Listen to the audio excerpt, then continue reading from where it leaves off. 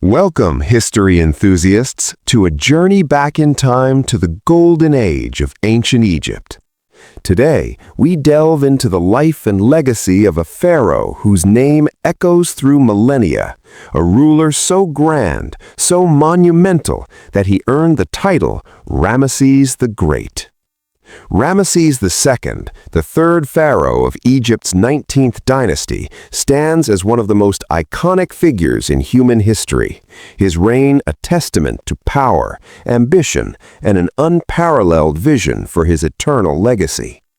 Born around 1303 BC, he ascended to the throne in 1279 BC, embarking on a colossal 66-year rule that would forever reshape the landscape and narrative of ancient Egypt.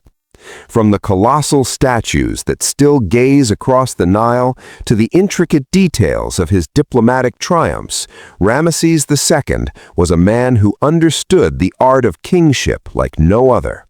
His story is not just one of a king, but of an empire at its zenith, guided by a sovereign who believed himself to be a living god, destined to leave an indelible mark on the sands of time.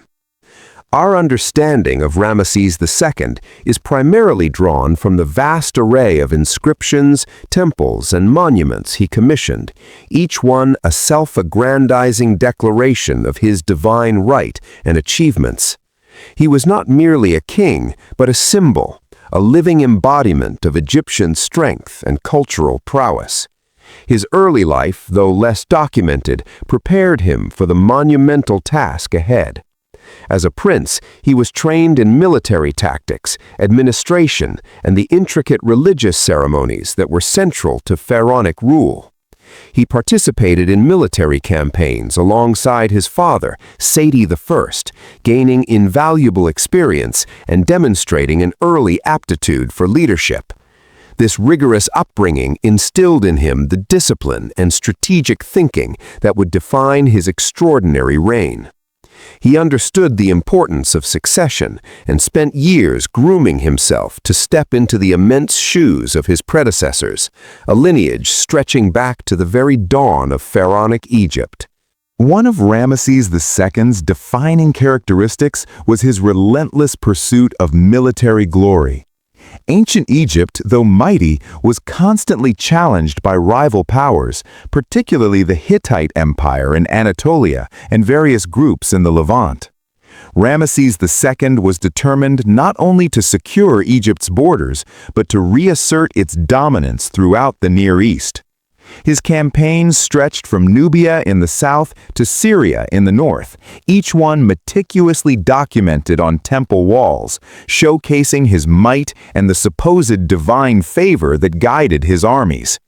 These military expeditions were not just about conquest, they were about maintaining economic stability, securing trade routes, and projecting an image of an invincible Egypt to the world. He understood that a strong military was the backbone of a prosperous empire, and he spared no expense in equipping and training his formidable forces. The pinnacle of Ramesses II's military career, and indeed one of the most famous battles in ancient history, was the Battle of Kadesh, fought around 1274 BC. This colossal clash pitted Ramesses' Egyptian forces against the Hittite army led by King Muwatalli II. What makes Kadesh so fascinating is that both sides ultimately claimed victory, creating a historical puzzle that historians still debate today. Ramesses, through his inscriptions, depicted himself as a lone hero, divinely protected, who single-handedly turned the tide of battle against overwhelming odds after a tactical blunder left his main division exposed. While this narrative is likely embellished for propaganda purposes, it highlights his courage and leadership under pressure. The battle itself was a massive chariot engagement, a spectacle of ancient warfare on an unprecedented scale, showcasing the technological and logistical capabilities of both empires. Despite the ambiguous outcome of Kadesh, the battle ultimately led to a groundbreaking diplomatic achievement, the world's first known peace treaty. After years of skirmishes and a wearying stalemate, Ramesses II and the Hittite king Hattusili III, Muwatalli's successor, signed a comprehensive peace treaty around 1259 BC. This remarkable document, inscribed on silver tablets and later on temple walls in both Egypt and Hattusa, the Hittite capital, established perpetual peace, a non-aggression pact, and a mutual defense alliance. It was a testament to Ramesses' ability to transition from a warrior to a statesman, understanding that long-term stability sometimes required negotiation rather than endless conflict. The treaty even included provisions for the extradition of political refugees, demonstrating a sophisticated approach to international relations that was centuries ahead of its time. Beyond his military and diplomatic prowess, Ramesses II was an unparalleled builder. His reign witnessed an explosion of construction projects that dwarfed those of almost any other pharaoh. He wasn't content with merely restoring old temples.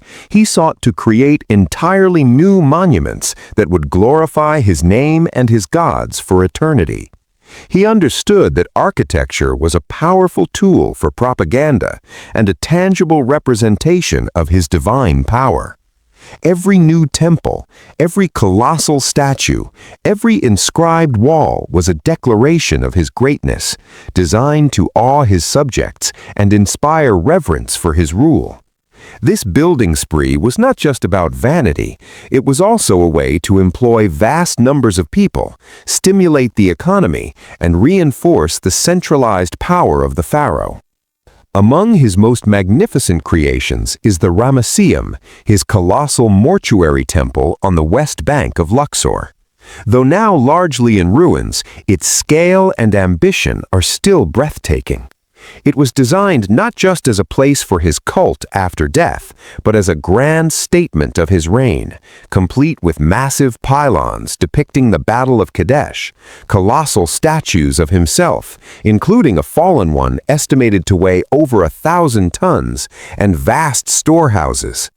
The Ramesseum was a testament to his desire for an enduring afterlife and a physical representation of his eternal connection with the gods.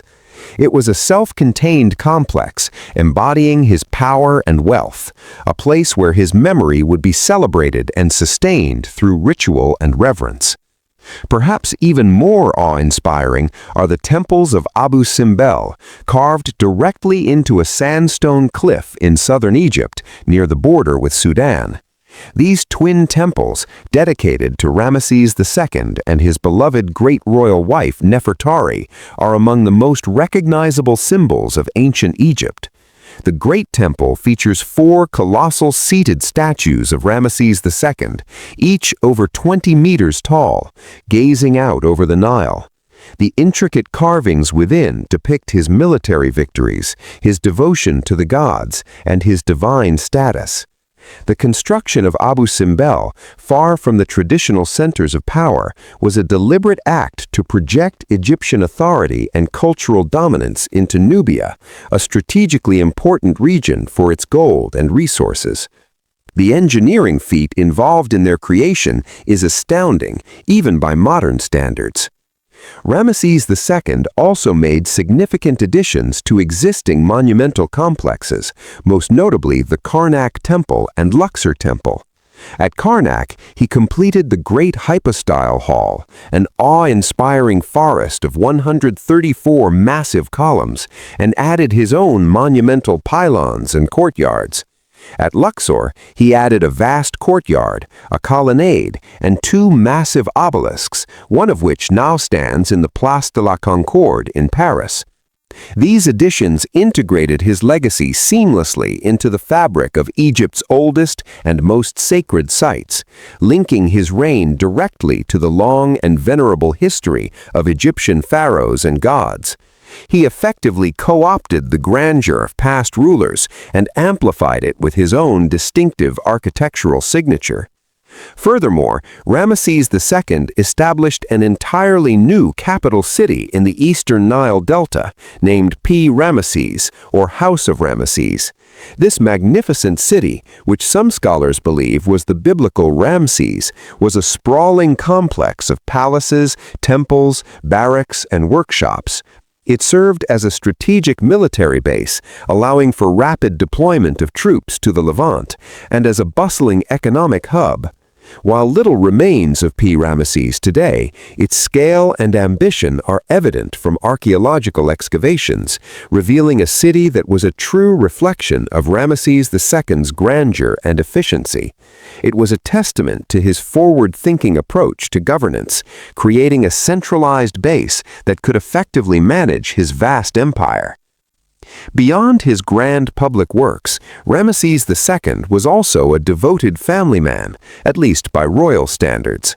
He had numerous wives, most notably his great royal wife Nefertari, for whom he built the exquisite small temple at Abu Simbel and a stunning tomb in the Valley of the Queens.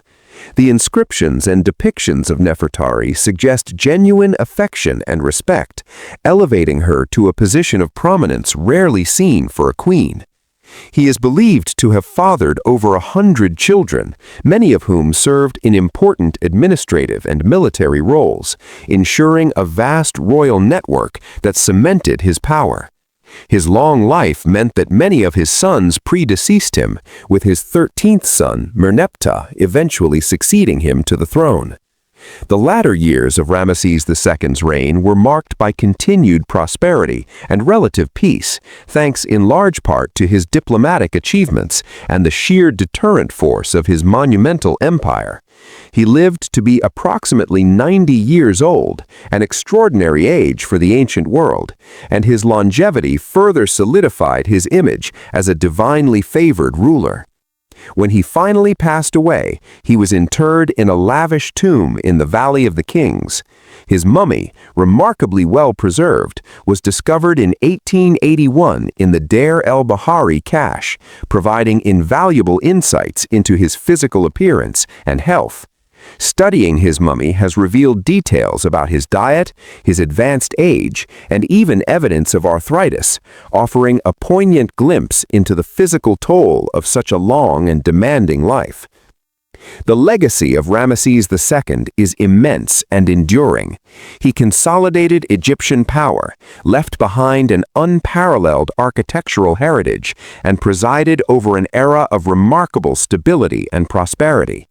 His image as the archetypal pharaoh, the grand monarch, has captivated imaginations for centuries, influencing art, literature, and popular culture. From Shelley's famous poem Ozymandias to countless depictions in film and television, Ramesses the Great remains a potent symbol of transient power and eternal aspiration.